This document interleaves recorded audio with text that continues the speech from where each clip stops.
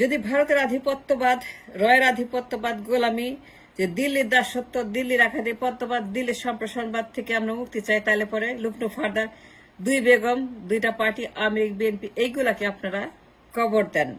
This is the problem, this are the problem. দুইটা baggage, liability, BNP, Awami League, এইখানেই তারা, রয়ের এজেন্টরা, এইখানেই দিল্লির এজেন্টরা, Delhi as a whole, as a totality, এইটি তাদের অ্যাসেট, এইটি তাদের সম্পদ, এইটি তাদের ব্যাগেজ, এইটি তাদের হাব, এইটি তাদের ঘাঁটি, এইখানে তারা ব্যাগেজ করে, প্যাকেজ করে, এইটাই তাদের একমাত্র নির্ভরতার জায়গা। দুই বেগম, দুই ডাইনাস্টি, দুই পার্টি, দুইটা পারিবারিক দল, এদেরকে পুঁজি করে, এদেরকে ক্যাশ করে খাচ্ছে র এবং ইন্ডিয়া। যদি মুক্তি চান, লুক নো ফার্দার, কোনো টেনশন করবে না, নো টেনশন।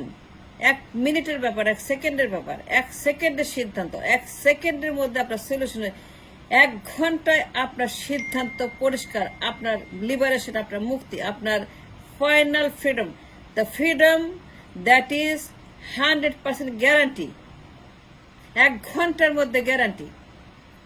আমি আপনাকে গ্যারান্টি দিচ্ছি, দিল্লির দাসত্ববাদ, সম্প্রসারণবাদ, আধিপত্যবাদ, একনায়কত্ববাদ থেকে যদি আপনি মুক্তি চান, এই দুই বেগমের ঘাঁটি, বিএনপি, আওয়ামী লীগ, এই ঘাঁটি, এই হাব, রয়ের এজেন্টদের হাব, এদেরকে আপনারা নিখোঁজ করে দেন।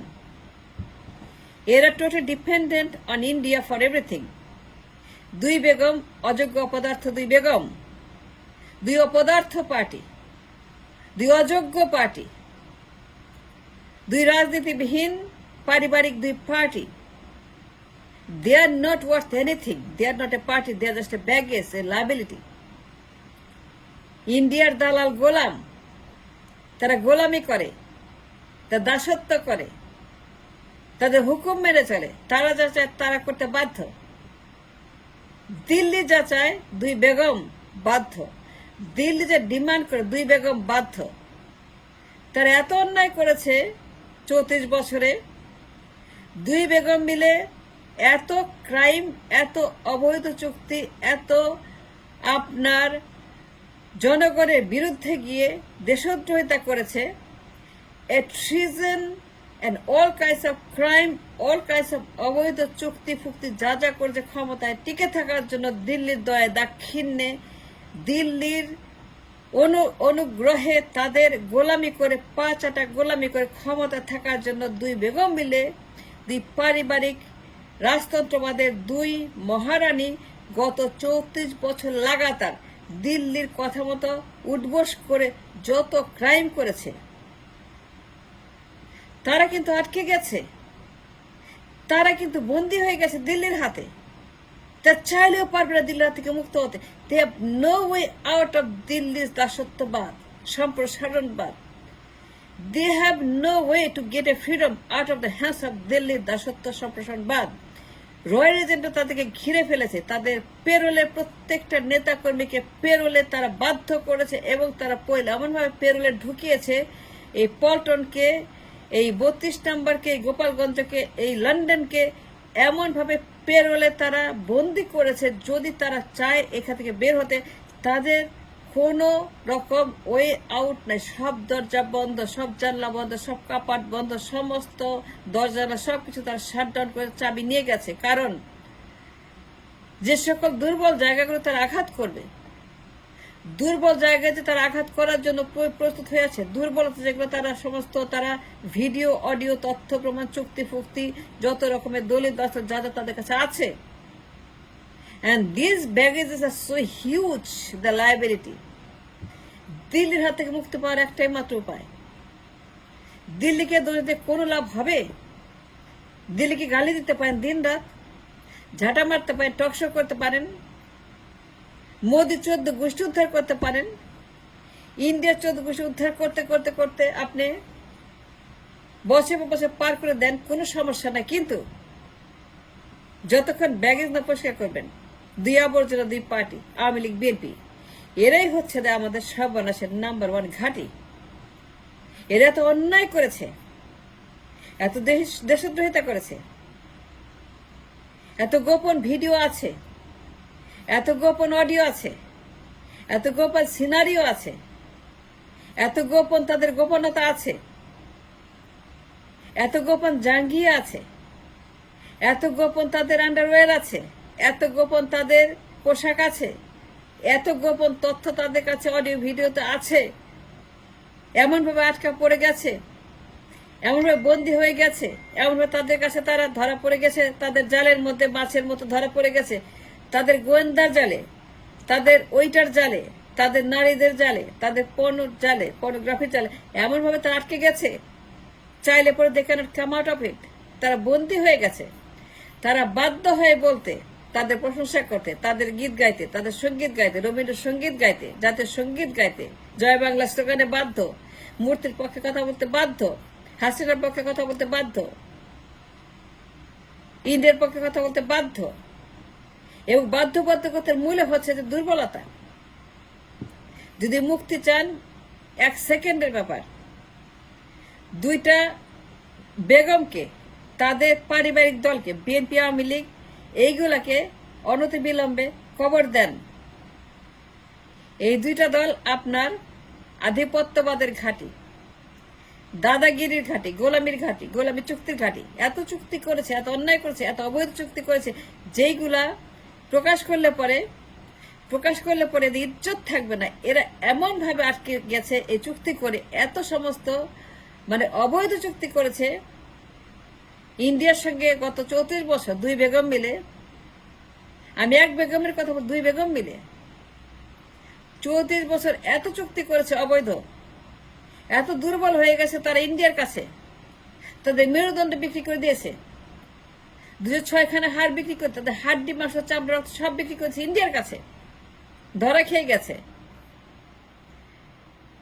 আমাদের একটাই মাত্র সমস্যা, এই 2 বেগম, 2 পার্টি অযোগ্য পদার্থ, অশিক্ষিত মূর্খ, যাদের ব্রেন বলতে কিছু নাই, যাদের কোনো আইডিয়া নেই, যারা রাজনীতির বদলে তারা মনে করে এটা একটা পিকনিক করতেছে। এই যে পিকনিক পার্টি, নির্বাচনকে মনে করে পিকনিক, তাই নির্বাচনকে মনে করে ভ্যাকেশন, নির্বাচনকে মনে করে বিয়ে বাড়ি, নির্বাচনকে মনে করে বাসরাতের মজা। Yes, that's what they think they do. ইন্ডিয়ার হাত থেকে মুক্ত 1 সেকেন্ডের ব্যাপার। বিএনপি, আওয়ামী লীগ 2টাই ঘাঁটি। 32 নম্বর আউট, গোপালগঞ্জ আউট, 2টা মাজার আউট, সংসদের মাজার, গোপালগঞ্জের মাজার আউট, 32 নম্বর আউট, পল্টন আউট। সবগুলোকে আপনারা আউট করে দেন।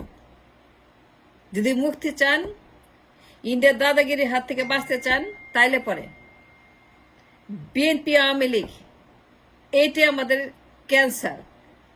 The location of the disease, the location of the ক্যান্সারের বীজাণু এইখানে। লিভার ক্যান্সার ইজ বিএনপি, হার্টের cancer is Awami League. And you combine the heart and the liver, you have nothing. হার্টের ক্যান্সার হচ্ছে আওয়ামী লীগ, আর লিভারের ক্যান্সার হচ্ছে BNP. Now you combine the liver and the heart, you have nothing, and that's what happening, that we're failing.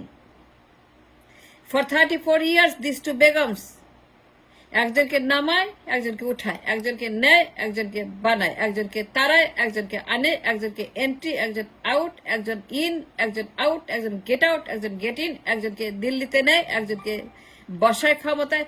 এই যে এখন bargaining চলছে বিএনপির সঙ্গে, আওয়ামী লীগকে নিয়ে গেছে, হাসিনাকে নিয়ে গেছে। Do you understand why Hasina is gone? And you have no idea why Hasina is gone in Delhi. তাকে তুলে নিয়ে গেছে। হেলিকপ্টার রাজনীতি। এক বেগমকে হেলিকপ্টার দিয়ে পাঠায় লন্ডনে, আরেক বেগমকে হেলিকপ্টার দিয়ে পাঠায় দিল্লিতে। এই যে হেলিকপ্টার রাজনীতি বুঝেন? Why these helicopters are there? Do you understand the helicopters? Why? What they are doing the helicopters? 2 Begum 2 হেলিকপ্টারে। 2 বেগম কেন 2 হেলিকপ্টারে? Do you have any brain, any idea about the helicopter রাজনীতি? হেলি কেন আসলো এক বেগমের জন্য কাতার থেকে?